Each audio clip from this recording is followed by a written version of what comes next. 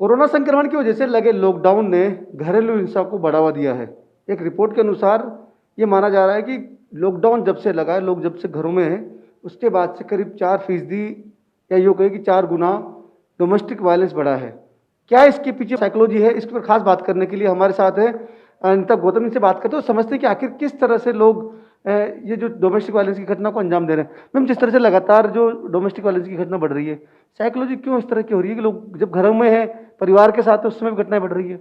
देखिए, घरेलू हिंसा के जो आंकड़े हैं, आंकड़ों के अनुसार या मीडिया रिपोर्ट के अगर अनुसार हम बात करें तो 4 गुना ज़्यादा बढ़ गए हैं। घरेलू हिंसा ना केवल शारीरिक मारपीट, किसी को थप्पड़ मारना, धक्का देना या लात मारना, ये नहीं है कि इसके अलावा मानसिक रूप से भी अगर किसी को प्रताड़ित किया जाता है, वो भी घरेलू हिंसा के उसके अंदर आता है।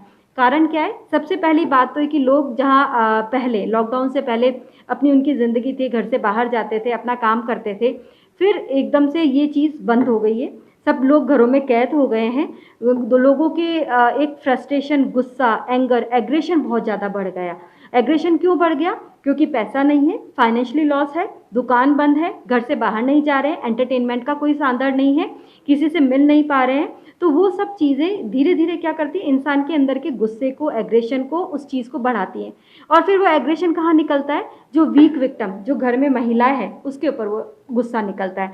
छोटी सी बात पर भी गुस्सा इतना ज़्यादा बढ़ जाता है। अगर रोटी कच्ची पकी है, रोटी सही, दाल में नमक कम है, इन सब छोटी छोटी मामलों में, इन छोटी छोटी चीज़ों पर भी ज़ोर से बोलना, गुस्सा करना, मारना, थप्पड़ मारना, ये आदि जो घरेलू हिंसा के केसेस हैं वो देखने को मिल रहे हैं। दूसरा बड़ा कारण जो है, हम मानेंगे नशा। लोग 9 से 11 दुकानें खुली हैं, या फिर शराब उनको ईज़िली अवेलेबल हो रही है, लोग लेकर आते हैं, घरों में पी रहे हैं। जब उनको कोई टोकता है तो उसके साथ वो मारपीट करते हैं। या शराब या नशे की वजह से भी इंसान के अंदर सोचने समझने की शक्ति ख़त्म हो जाती है, उनके अंदर एग्रेशन लेवल बढ़ जाता है। और कई बार देखा है कि शराब के नशे में मारपीट करते हैं लोग, अपनी महिला बच्चों के साथ और अपने वाइफ के साथ में लोग मारपीट तक करते हैं। तो ये 2 बड़े कारण हैं जिसकी वजह से घरेलू हिंसा बढ़ गई है। तीसरा मेन कारण ये है कि हमारा सामाजिक ढांचा, जिसके अंदर हम जब लड़कियों को या बच्चियों को बड़ा करते हैं, उन समय ही उनको ये बताया जाता है, या उनके अंदर ये चीज़ इनबिल्ट उनको बार बार समझाई जाती है कि आपका पति ही आपके लिए सब कुछ है। अगर वो मारता पीटता है तो भी ये कोई बुराई नहीं है। आपको एक अच्छी वाइफ बनकर रहना है, एक अच्छे माँ बन के रहना है, एक अच्छी बहू बनकर रहना है। तो ये सब चीज़ें जब शुरुआत से ही बच्ची के सुनती है, या फिर वो धीरे धीरे यही सुनकर, यही देखकर बड़ी होती है, तो वो इसको अपोज नहीं कर पाती। उसको ये सब चीज़ें गलत नहीं लगती है, उसको ये लगता है कि ठीक है, it's a part of life. तो वो चीज़ अपोज नहीं करती। जब अपोज नहीं करते हैं तो जाहिर सी बात है वो केसेस धीरे धीरे बढ़ रहे हैं। तो इन सब चीज़ों को लेकर इस कोरोना काल के अंदर, इस पैंडमिक के अंदर, मतलब अगर हम बात करें तो इमरजेंसीज के अंदर कहा जा रहा है, डॉक्टर्स बोल रहे हैं कि हमारे पास एक्सीडेंट से लोगों के अगर हमारे पास बंद हो गए हैं, तो हमारे पास डोमेस्टिक वायलेंस की वजह से जो सर फूट रहे हैं उनके केसेस ज़्यादा बढ़ रहे हैं।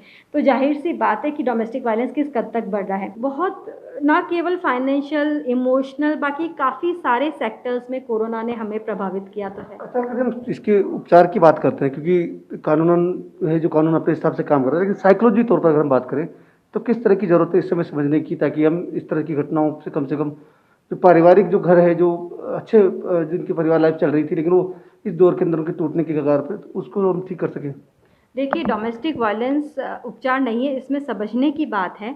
हमें सबसे पहले तो जो व्यक्ति, जो महिला, जो बच्चा इससे प्रताड़ना से पीड़ित है, उसको ये समझने की बात है कि सरकार आपके साथ है, पुलिस आपके साथ है। अगर आपके साथ ऐसी घटना घटित होती है तो आप डरें नहीं, इसको नॉर्मल ना लें। किसी भी व्यक्ति के साथ अगर हम ये एक जुर्म है, गुनाह है कि अगर हम किसी और व्यक्ति को पीड़ा पहुंचाते हैं, तो अगर आपके साथ ऐसी घटना होती है तो आप अपने घर में दूसरे बड़े हैं, एक बार उनसे बात करें।